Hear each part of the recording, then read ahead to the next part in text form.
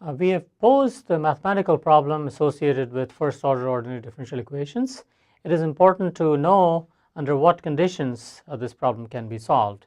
And so towards this, there is a very important theorem associated with existence and uniqueness of solutions to first order differential equations. And so we want to take a look at this theorem.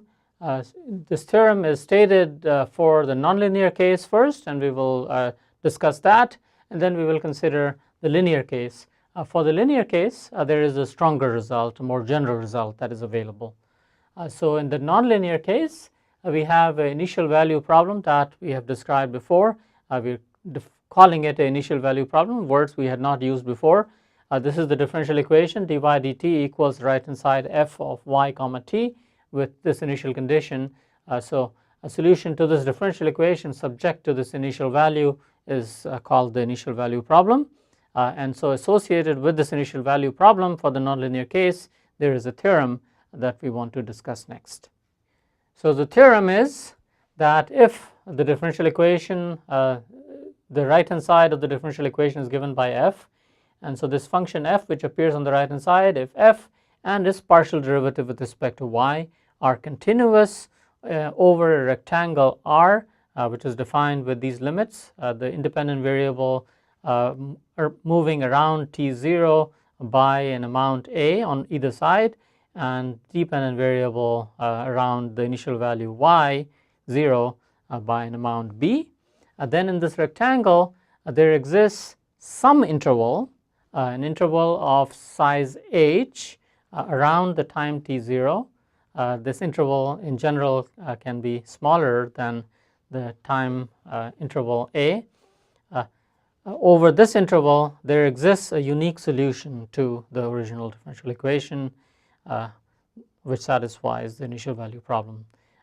So this theorem is assuring us that there is some interval over which there is a unique solution to the original problem. It's not saying that there is a solution over the entire interval, but it says that there is a solution over some interval, and it does not prescribe what this interval is. And the reason for this is that we are solving a nonlinear problem, and so the solution depends on the differential equation depends on the solution itself, y itself, and so we only have an assurance that there is a solution over some interval, and then as we construct the solution we can find over what interval the solution exists.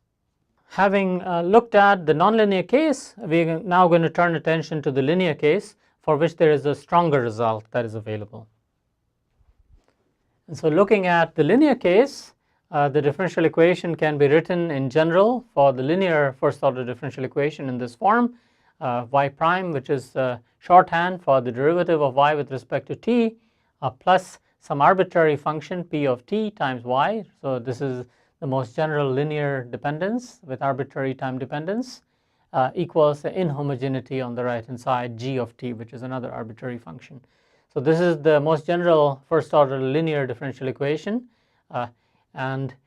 so the theorem is going to be stated with some assumptions on these arbitrary functions that come up in the equation. And so it says that if these functions p and g are continuous on an open interval L containing the original time t0, so the interval is defined over here with limits alpha and beta, then there exists a unique function phi of t, y equals phi of t, which satisfies the differential equation at every time t in the interval, and the initial condition y of t0 equals y0 written at the far end there, where y0 is an arbitrary prescribed initial value.